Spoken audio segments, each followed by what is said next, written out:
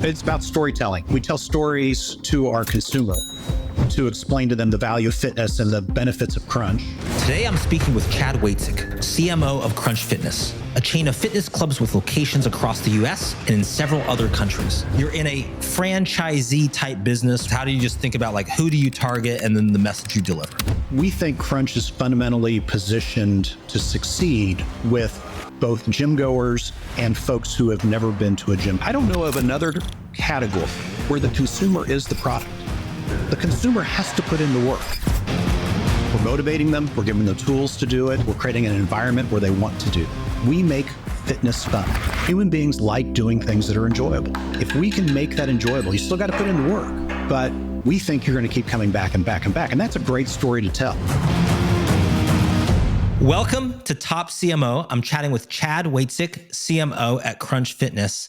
And Chad, one of the interesting things about kind of the space that you operate in is that it's the confluence of a couple things. One, you describe it probably as like a high value, low price space. So you're competing on price, but also you're in a franchisee type business where, Crunch Fitness owns, maybe 5% of the locations, but franchisees operate the others. How do those factors just influence, first of all, how you think about marketing, the marketing mix, and maybe differently than other CMOs might at other types of sort of consumer-oriented companies? Yeah, first of all, Ben, thank you for having me. And it's a great question. You're right. We do operate in what we would call the high value, low price space. So our gym memberships start at $9.99. They kind of go up to $30, $35 a month, depending on the plan that you buy. And we have a number of different stakeholders. And that's maybe what makes franchise marketing maybe a little different than your typical corporate marketing job, where other CMOs certainly have to worry about their executive team, the CEO, product development teams, maybe the board of directors, as they think about their strategies and how they're going to grow their business. And for us, we work with a number of medium to small business owners who each have their own objectives and their own goals and their own opinions of the brand, of marketing, and of what they need to be successful in the marketplace. And so a good deal of what we do is try to listen to our franchisees and create plans and strategies that enable them to be successful with their local marketing efforts, and then supplement that on top with the brand efforts. And it's an important part of what we do.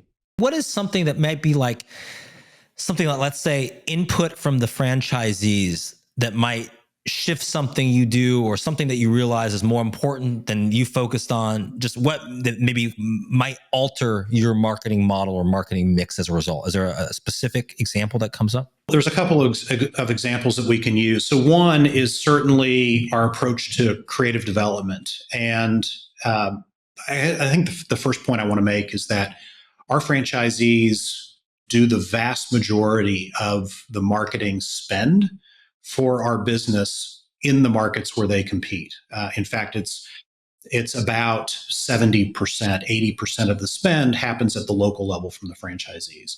And so oftentimes they'll provide input around the elements of the gym experience that they think are important for us to highlight. So, a couple of years ago, we saw that HIIT, high intensity interval training workouts, were becoming much more popular. And franchisees specifically requested that we emphasize and focus on the HIIT offerings that we have at Crunch. And that's evolved. And strength training now is really the most popular form of exercise that we're seeing in our gyms. And that's being bubbled up directly from our franchisees. So we've gone out and we've created assets, photography, video, copy points that our franchisees can use to really highlight the strength training offering that we have, which does include things like HIIT, group classes, but Olympic platforms and dumbbells and all of the things that come with strength training. And having their input, because they are the closest to our members, is really invaluable. When you look at kind of franchisees and what their interest is, I mean, usually as part of that franchise that they own and operate, they pay money into a marketing fund.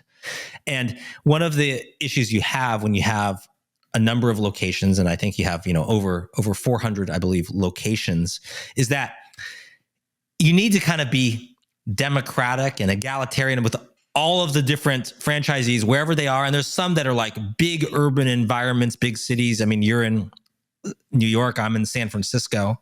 But then there are smaller areas, smaller towns, other needs. And one of the challenges is, how do you distribute those funds in a way that everyone feels like, I've paid into this, I'm getting something out of this? So how do you do that, and how do you manage that? And even just like the politics of that, when there's different sizes of franchisees, there's also different types of owners. There's the individual owner of one location, and there's might be these aggregators of many that have different interests as well. Look, we have franchisees that have dozens of locations, and we have franchisees that have one.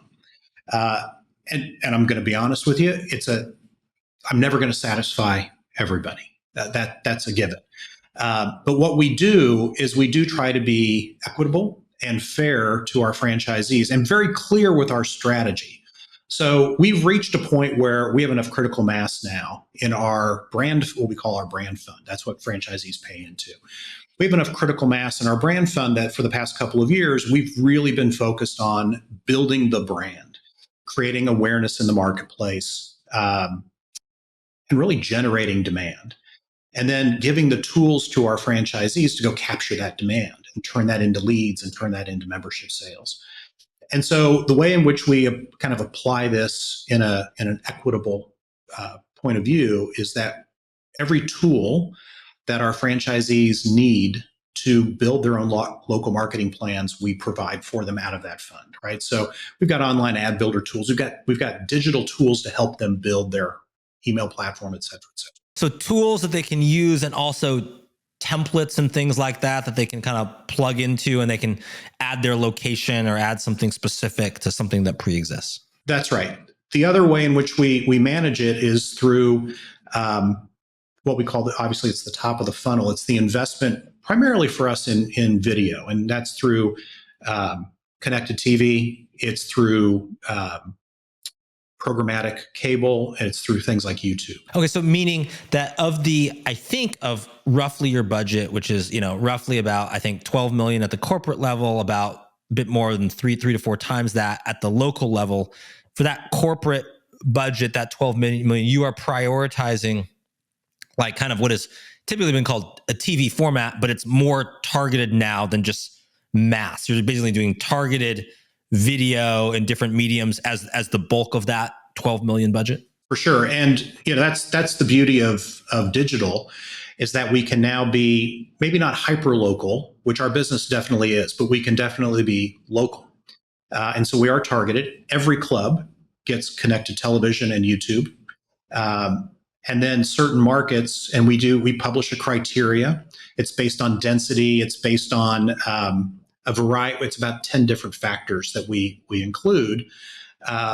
We'll get the programmatic cable or a soft zone cable. So we supplement on top of that cable spend. On the bottom end of the funnel, we manage paid search on behalf of the entire network.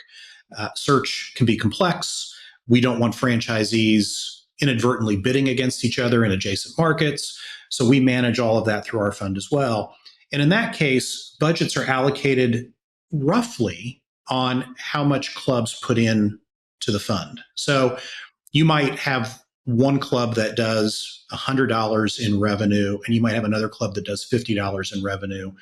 The club that does $100 is going to get double the budget in essence. I see. So you've tried to do it kind of just in some kind of a fair way, a fair share based on kind of like what you put in equals what you get out, or something like that to do it. That's right. And then everything that you have in the middle, right? So you've got video, TV and video at the top end of the funnel to generate demand, build awareness and generate demand.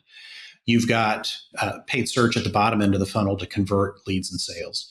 Everything in the middle, which primarily for our franchisees is paid social, so Meta, et cetera.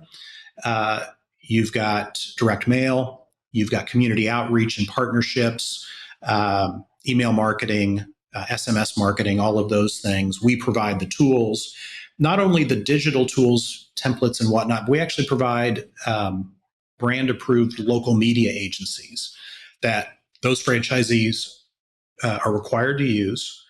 that they understand our systems and processes. And it also allows us to benchmark and understand which markets are performing well, which markets are not. How do we intervene and help those franchisees who may not be performing relative to the rest of the network?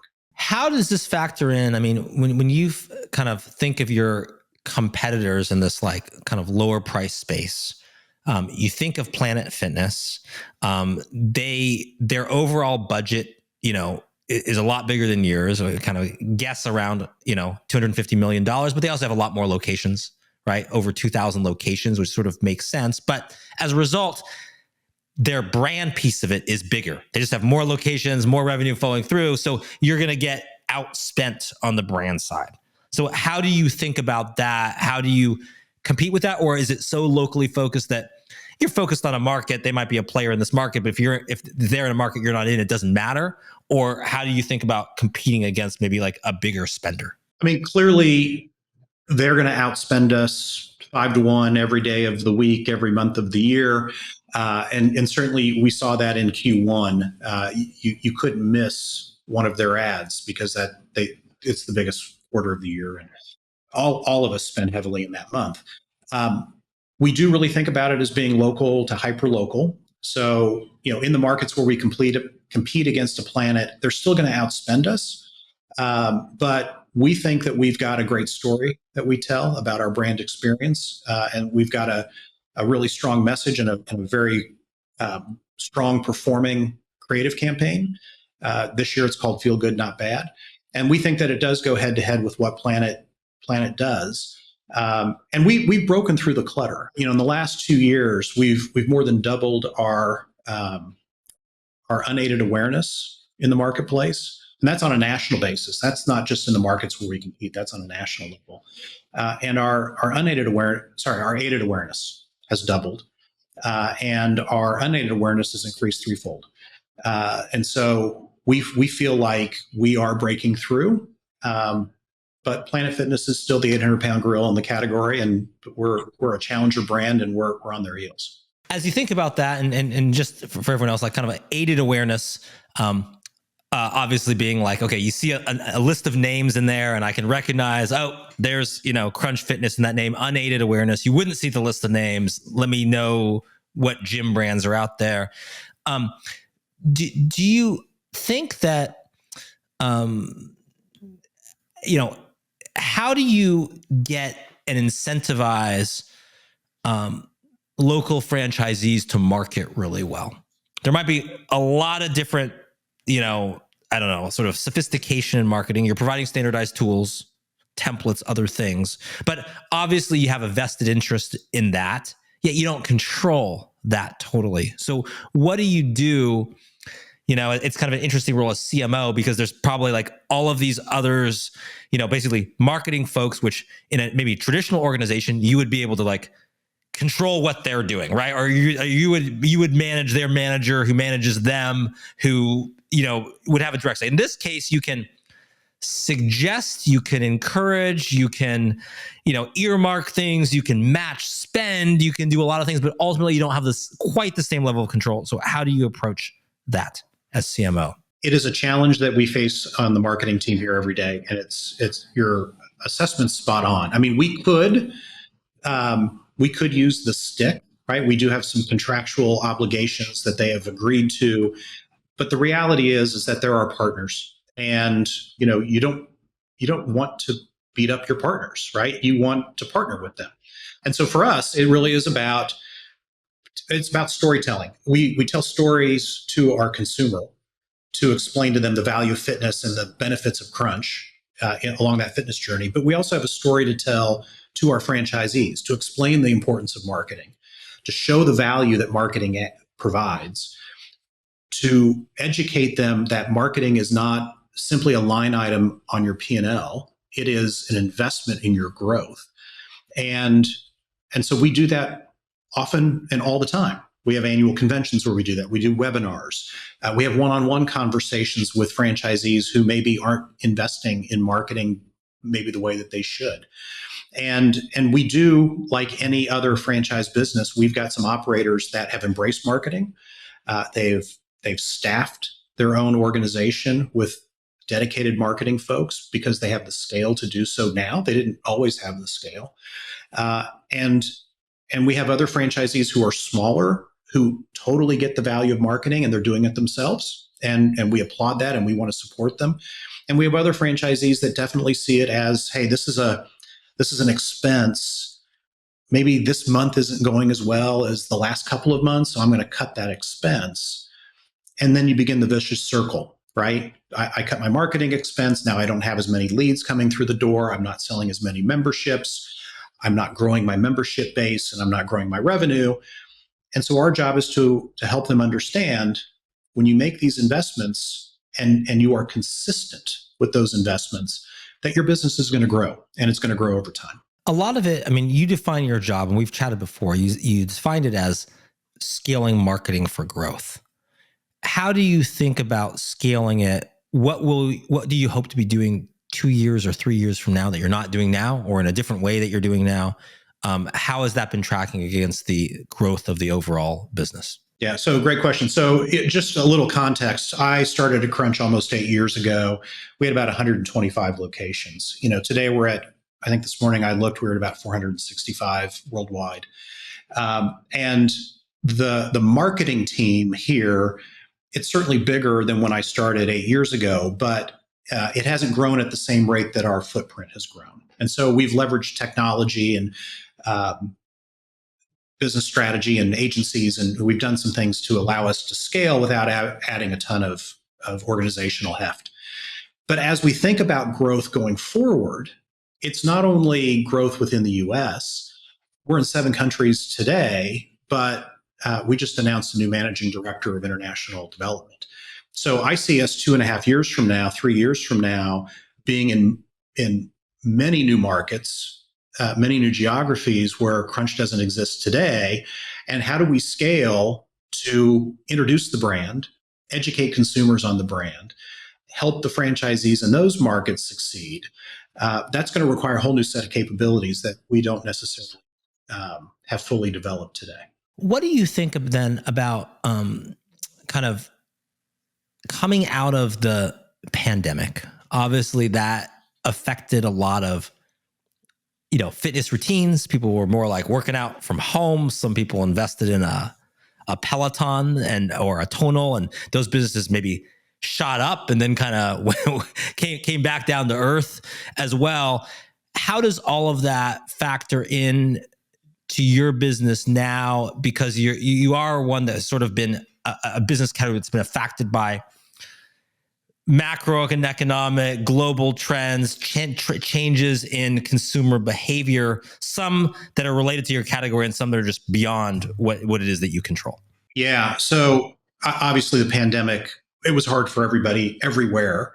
It was particularly hard for us in the in-person fitness business. So from middle of March 2020 till June 2020, we were closed virtually everywhere in the world. And then certain markets began reopening, but it was a market by market, state by state, city by city decision about when gyms would reopen. In fact, some markets didn't reopen for a year.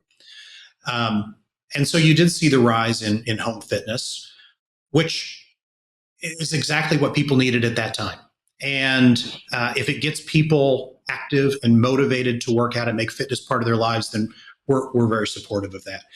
We had our own product going into the pandemic called Crunch Live. And what we learned, we saw a 10-fold increase in utilization of Crunch Live.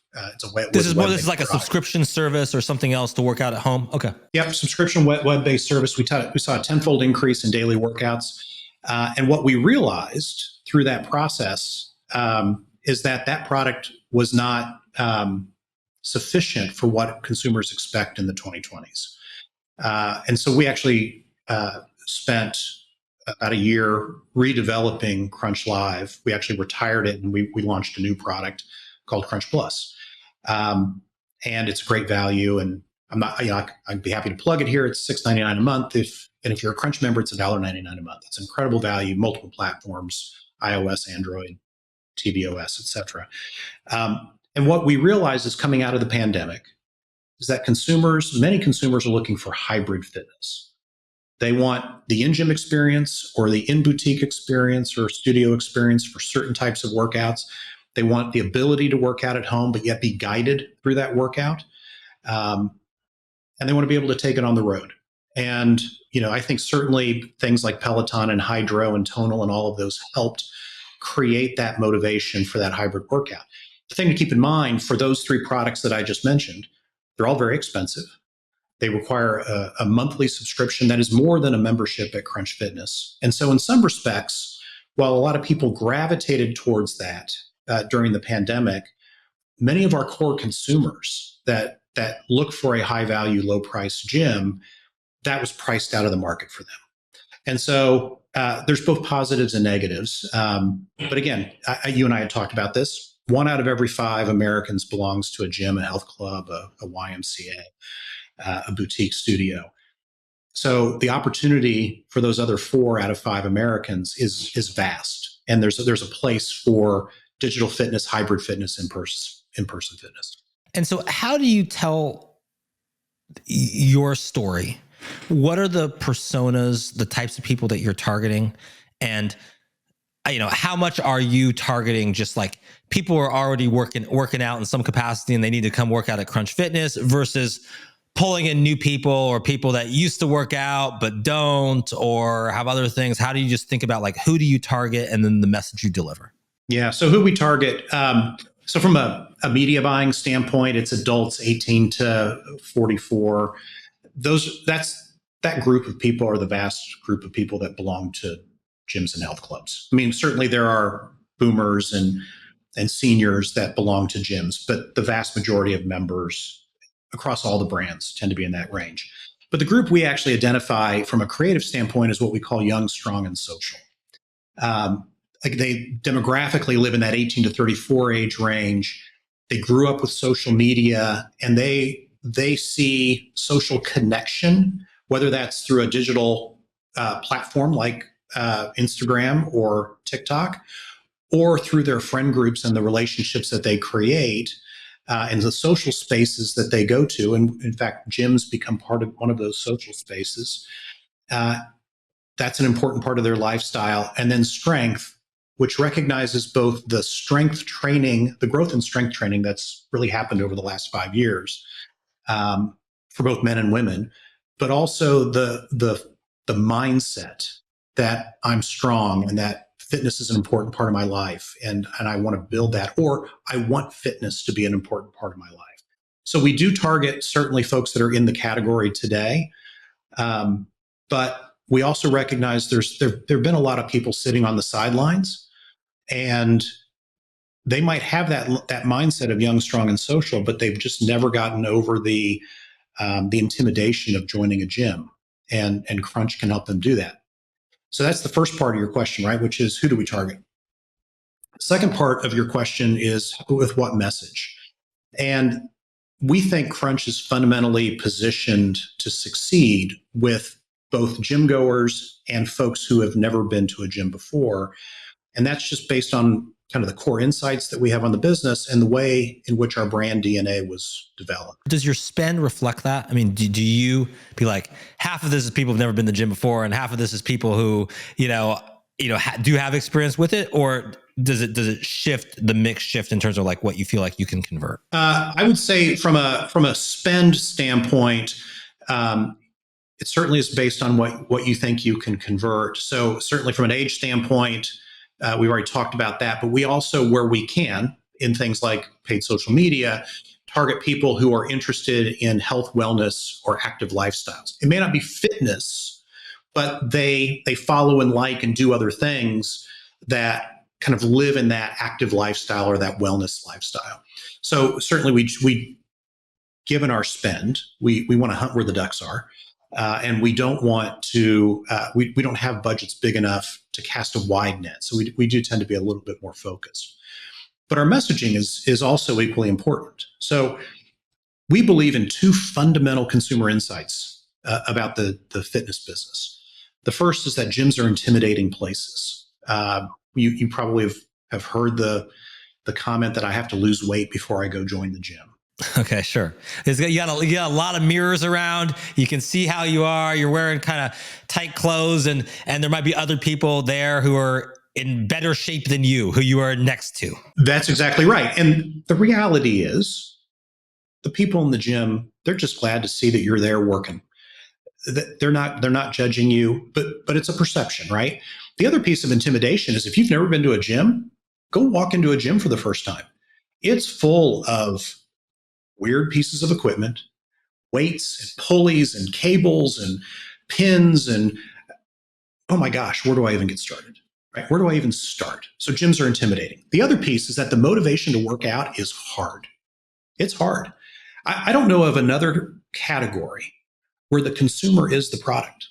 The consumer has to put in the work to get the benefit of the product because they are the product. It's them exercising. We're not exercising for them. We're motivating them. We're giving them tools to do it. We're creating an environment where they want to do that. So when you look at those two things, we try to communicate that we have a no judgments culture, which has been part of our DNA since the founding 35 years ago. The other piece that we believe is maybe the most important piece of our DNA is that we make fitness fun. Human beings like doing things that are enjoyable. If we can make that experience, whether it's through our programming, our trainers, our staff, or just the environment, the music, the lights, the vibe, if we can make that enjoyable, you still got to put in the work, but we think you're going to keep coming back and back and back. And that's a great story to tell. So from a creative messaging standpoint, we've got an easy story. Hence, you have I think you said feel good, not bad, creative. I don't know if that's a tagline or if that's just approach or name of the campaign or what that is, but that sort of, it sounds like emanates from that. Yeah, that's the campaign we're running right now.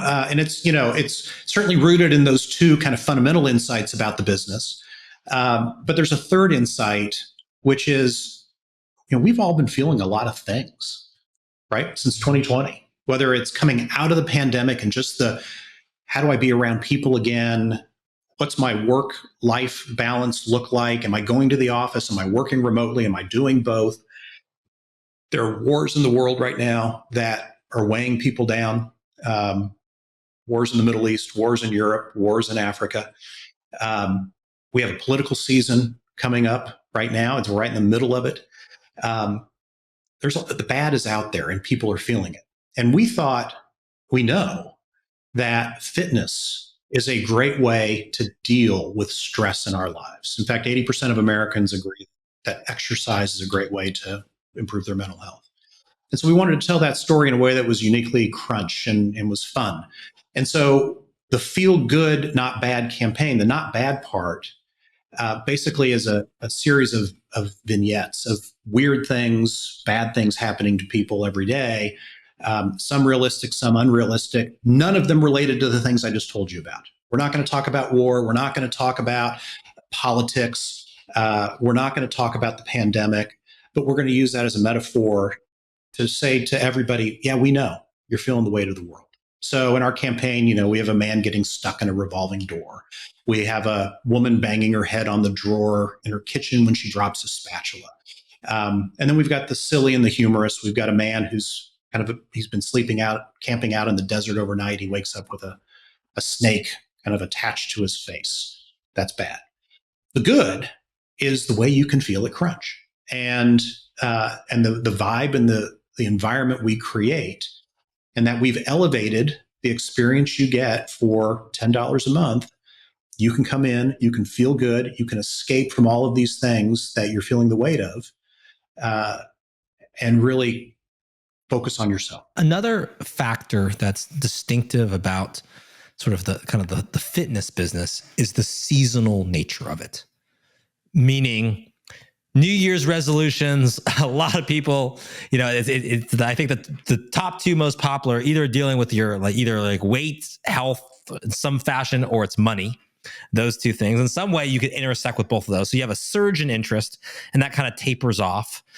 How do you think about seasonal demand, seasonal campaigns? What is your seasonal spend approach? Is it heavily weighted at the beginning of the year? What else do you do? Do you do a fall wave when people are coming back from summer? How do you think of the whole kind of seasonal mix? Yeah, so the business is definitely seasonal. but not as seasonal as you might think. And in my time in the business, and I've been in the business now for about 10 years, including my time at Crunch and elsewhere. I think that there's been a little bit of a shift. But we spend about a third of our budget in Q1 as opposed to 25%. And we try to mirror consumer demand and what we've seen historically. And then Q3 tends to be the next big period for us. And then Q2 and Q4 are roughly equal in terms of the spend. The interesting thing about Q4 is that, we don't go completely dark, but we're pretty dark from, November 1st through December 25th. Meaning holiday time, people are thinking about other things. They're thinking about family. They're thinking about things that maybe it's just, or do you think it's just a crowded, busy time and there's just a lot of noise out there and just hard to break through? Yeah, Ben, I think it's actually both. I think it is, there's a lot of media clutter because you've got everybody spending for the holidays, right? You've got all your retailers spending for the holidays. You do have folks thinking about family visits and holiday shopping. You've also got the office parties and the friend parties and the Thanksgiving trips to go home to visit family and friends, whatever it might be. There is just a lot going on. For us to get really any mind share, let alone share of wallet, is tough. And so we do dial back the spend. We still spend. We still sell memberships during that time. Well, and of course, it's the lead in to that beginning of the time, which is it's a little bit the quiet before the storm, because that's going to start hitting in January too. It is. And look, for us, January actually starts December 26th. That is the beginning for us. And January, knock on wood, the last couple of years have been really strong for us. And certainly there is some seasonality to it.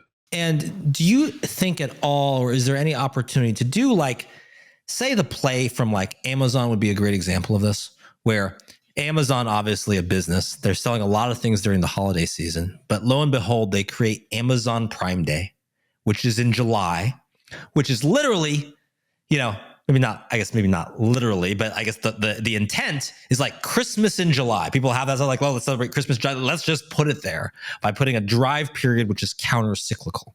So do you ever think about, do you do everything according to that kind of cyclical patterns, or are there examples of other campaigns or other things you do that's a little bit counter-cyclical because you can either try to change behavior or break through the noise, or your competitors are asleep at the wheel, or something else where you can get an advantage? Yeah, it's a great question. I would say that we're primarily cyclical, and we think about it that way. And that's really been driven by the relative limited investment we've had in marketing as we've been a relatively small brand and as we've continued to grow. We do some things to try to generate demand in soft periods. So for the last couple of years, we run a sweepstakes in the summer. We give away prizes. We give away a car. Last couple of years, it's been a Tesla.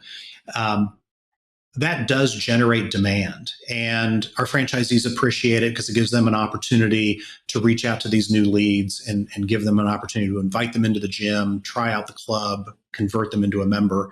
But we also recognize that you got a lot of people who enter the sweepstakes because they want to win a Tesla. They don't necessarily want to come to the gym.